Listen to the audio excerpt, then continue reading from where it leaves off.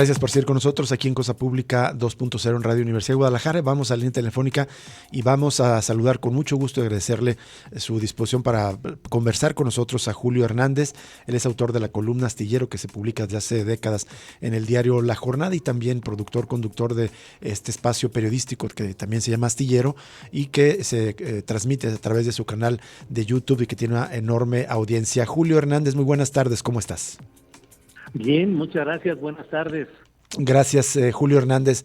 Gracias de nuevo por conversar con nosotros. Pues tenemos interés en conocer tu opinión. ¿Crees que ya está ahora sí definido claramente la competencia electoral para 2024 con las candidaturas de Claudia Sheinbaum, aunque se llamen coordinaciones de sus respectivos bloques partidarios, la de Xóchitl Gálvez, y ahí ya aparentemente con la clara definición de Movimiento Ciudadano a favor de Samuel García? Sí, pareciera que así están ya definidos. Claro, recordemos que en términos jurídicos falta las definiciones procesales que habrán de darse más adelante. Hoy están en el proceso interno de los partidos, pero bueno, evidentemente la realidad política nos muestra a Claudia Sheinbaum ya como la virtual candidata presidencial de Morena y sus aliados, y por otra parte pues está ya Xóchitl Gálvez como la aspirante del Frente Amplio por México. Y lo de Samuel García, pues parece todo muy encaminado a que él busque ser el candidato del Movimiento Ciudadano, siempre con la incógnita de Marcelo Ebrard, qué es lo que va a hacer, cómo se va a mover, y preguntarse si todavía queda como una opción él para incorporarse al Movimiento Ciudadano o eventualmente al Frente Amplio. Y queda otra candidatura de Eduardo Verástegui, que está juntando las firmas, 960,000 firmas, como aspirante a una candidatura presidencial independiente, que yo creo que sí podrá conseguir ese número de firmas de apoyo. Entonces también lo ves en la contienda, Eduardo Verástegui. ¿Qué sectores se ha dicho que será la derecha más radical, pero podría crecer? ¿Cómo evalúas una posible candidatura de Eduardo Verástegui, Julio Hernández? Yo creo que no tiene posibilidades de ganar. En México hay una tradición de una derecha relativamente sosegada, relativamente no en el extremo, aunque en ese mismo panismo han confluido los grupos del Yunque y grupos de ultraderecha.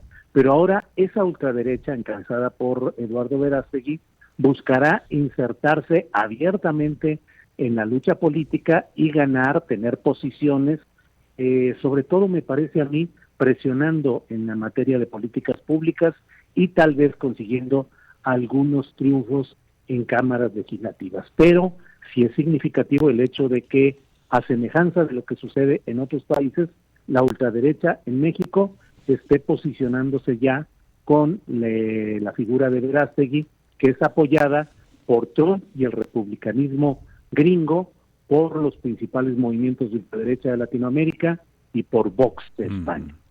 Julio Hernández, bueno, quizás es muy pronto para considerar que ya está definida, pero han salido encuestas recientes después de que cada, digamos, bloque de partidos, el oficialista y el opositor, definieron a sus candidatas. ¿Se está consolidando la candidatura de Xóchitl Gálvez, en tu opinión, o sea, digamos, este boom o globo que se consideraba que de crecimiento que se consideraba tenía hace, no sé, unas 3-4 semanas, se ha ido estancando?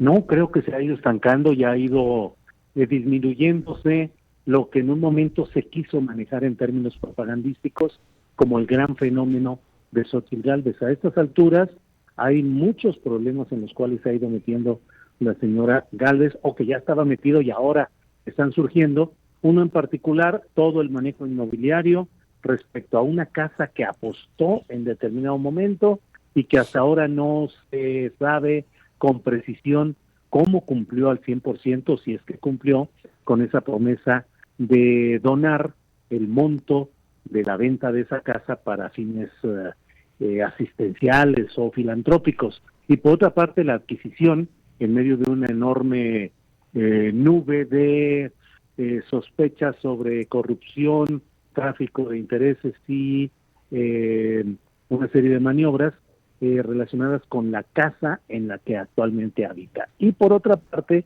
está también, pues ahora, el problema actual de haber plagiado 6 párrafos de su tesis, que ella lo ha dicho pues con ese lenguaje que ella luego acostumbra, dice, pues ya la pendejeé. O sea, sí se equivocó, pero dice poquito, fue 6 párrafos de todo ese proceso. ¿Qué tal, Julio? Te saluda Jesús Estrada. Muchas gracias por compartir con nosotros tus reflexiones. Quería hacerte varias preguntas, Julio. Una es sobre el tema justo de Xóchitl, porque me da risa que todavía escucho algunos opinadores hablando como si estuviéramos hace un mes o mes y medio diciendo, es que va a crecer, todavía tienen esperanzas de que ocurra ese fenómeno que misteriosamente crezca 10 puntos en las encuestas. ¿Tú crees que tiene posibilidad de aquí a las elecciones del próximo año de ser competitiva frente a los números de Claudia? No, yo creo que no tiene una gran posibilidad. En la política todo puede cambiar en cuestión de horas y un error, una equivocación puede significar una rápida pérdida de la pretensión o la intención de voto. Pero en lo que estamos viendo hoy, la verdad es que Xóchitl Gálvez está hacia abajo, no ha podido desarrollar un discurso que no vayamos allá de la ocurrencia, de la grasejada, del cotorreo. Su imagen es solamente la de la bicicleta y el casco de ciclista, es decir, no ha podido elaborar nada especial y lo que ha ido haciendo hasta ahora han sido tropiezos. Por ejemplo, la designación de José Ángel Gurría como coordinador en el ámbito económico y de Francisco Javier García Cabeza de Vaca, el exgobernador de Tamaulipas, como responsable del área de seguridad, de los estudios para ir proponiendo su plan de gobierno. Entonces creo que se está estancando y que no va a poder remontar, mientras que Claudia Sheinbaum pues tiene todo el apoyo del aparato oficial de Morena, de sus gobiernos, y hasta ahora va notablemente holgada en las encuestas de opinión. Julio, escribes hoy en tu columna cotidiana en La Jornada, en Astillero, una reflexiones sobre el proceso, la convocatoria que lanza Movimiento Ciudadano para elegir a sus candidatos. Por lo que estás aquí analizando, no es que Claudia esté imponiendo todas las candidaturas, sino que se están repartiendo entre las diversas corrientes. Sí, es un proceso muy peculiar el que ha surgido ahora con esta convocatoria que ha emitido Morena, porque en primer lugar es una marcha atrás, es un retroceso respecto a los aspectos de cierta apertura que tuvo el proceso interno para la candidatura presidencial. Ahora se están eliminando ya las encuestas de espejo, se está dejando un gran control nacional de los procesos estatales, y yo creo que es un retroceso que simplemente concentra el poder de decisión en el Comité Nacional o en quien mande realmente al Comité Nacional de Morena, que no necesariamente es quien está como presidente formal de ese comité morenista. Entonces, creo que ahí se va a iniciar un proceso que es un madruguete, que es un adelantarse a la oposición. La oposición ni siquiera puede resolver todavía sus problemas internos, cuando Morena ya está lanzándose por las candidaturas a los gobiernos estatales. Perdón, no, sí, Jesús. Soy Rubén. Esta discrecionalidad de la convocatoria, pues justamente da este margen incluso para probablemente imponer candidatos externos, como se ha especulado. En el caso de Jalisco se habla de esta eventualidad de poner a alguien que no es de los políticos que de Morena han levantado la mano. Sí, porque el Comité Nacional se reserva el derecho a través de su comisión de elecciones de insertar 2 perfiles más allá de los 4 que haya postulado el Comité Estatal, el Consejo Estatal. El Consejo Estatal podrá presentar 4 perfiles, 2 hombres y 2 mujeres, pero si el Comité Nacional lo considera discrecionalmente necesario, puede incluir 2 perfiles más, un hombre y una mujer, de tal manera que ahí va a estar mucho de todo este rejuego. Y por otra parte, lo que yo llamo el cubo de Rubik electoral, como no se definió qué postura de género se va a asumir en cada estado, exacto, eso va a permitir que en determinado momento, aunque alguien vaya muy adelantado en la encuesta, si es que esta fuera realmente fidedigna, bueno, pues se podría recurrir a decir, pues no, porque aquí la decisión es que sea una mujer o sea un hombre, y así se abate a quien sea indeseado por los comités correspondientes. Claro. Ahora, en el caso de Jalisco hay una situación particular. Creo que hay muchos ojos, digamos, de los actores políticos nacionales puestos en nuestra situación en cuanto a la definición de candidaturas a la gobernación.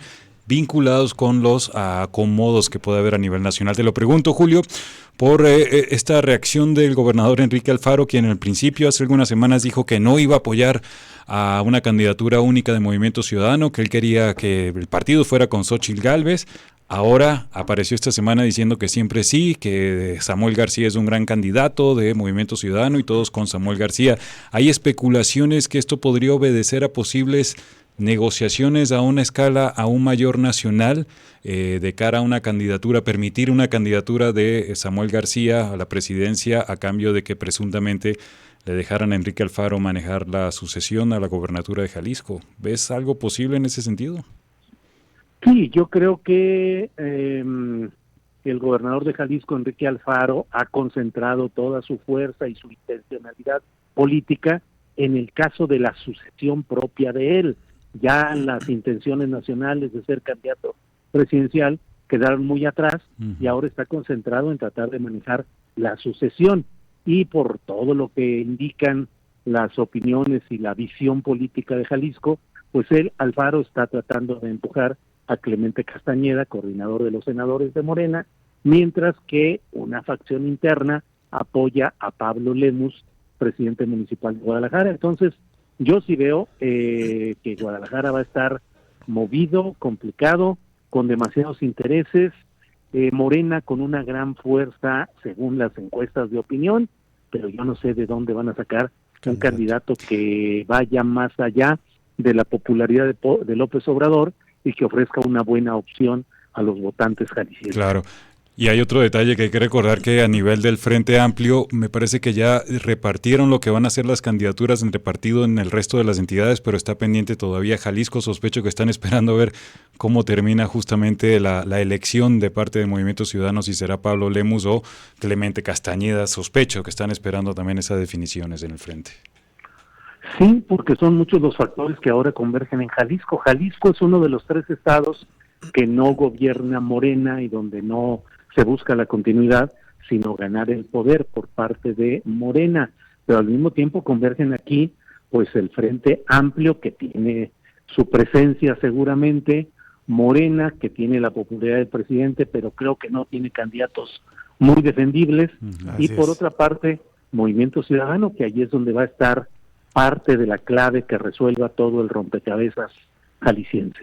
Julio Hernández, sobre el tema del conflicto interno Movimiento Ciudadano, ¿crees que Dante Delgado finalmente se impuso a Enrique Alfaro cuando habían marcado el rompimiento? Quería que apoyaran a Xóchitl Gálvez, pero finalmente decide respaldar al gobernador de Nuevo León, a Samuel García.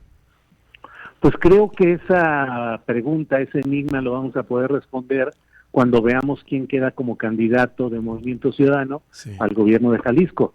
Si queda Clemente Castañeda, querrá decir que Alfaro negoció y logró finalmente su objetivo, que era conservar el poder grupal en Jalisco.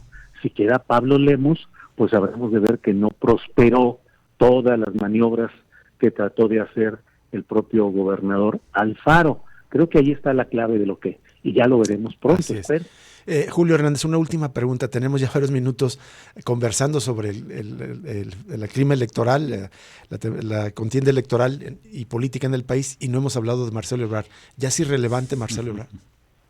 No es irrelevante, está caminando, tiene todavía la opción de impugnar judicialmente el proceso interno de Morena, que sería un paso muy complicado para el propio partido Guinda, porque Marcelo podría impugnar ante el Tribunal Electoral del Poder Judicial de la Federación, y eso sería, ahí sí entrarían en juego muchos intereses, porque ahí no puede tener una respuesta, digamos, presionada el poder federal, es decir, el obradorismo, en un tribunal en el que convergen voluntades muy diversas. Creo que está eso, falta ver la respuesta que él dé. Creo que cada día que pasa y no toma una decisión fuerte, se va desgastando, pero pues la verdad es que es un político inteligente, hábil, le falta roce popular, le falta base social, pero tiene inteligencia política. Claro. Yo creo que se va desgastando en la indefinición. Bien, muchísimas gracias Julio Hernández por aceptar conversar con nosotros aquí para el auditorio de Radio Universidad de Guadalajara. Es un placer como siempre. Muchas gracias. Igual, a ustedes, gracias. Muchas gracias. Julio Hernández, autor de la columna Astiller, muy recomendable el diario La Jornada de todos los días. El análisis de ahora ofrece muchos detalles de los respaldos en cada estado donde va a haber elecciones. Son 9 estados, hay que recordarlo, entre otros Jalisco. 6 los gobierna Morena en este momento, es decir, podría repetir, y está buscando ganar en otros 3, Jalisco, Guanajuato y Yucatán. Guanajuato, un bastión panista desde hace 30 años. Que por cierto, otra diferencia con respecto a lo que fue el proceso nacional, en el caso de los estatales de Morena, es que ahora pues no es necesario que renuncien los que quieran reelegirse o incluso que tengan un cargo a lanzarse por algún puesto, pueden seguir en el hueso durante este proceso. Vamos a la pausa para volver y cerrar Cosa Pública 2.0 este miércoles 20 de septiembre.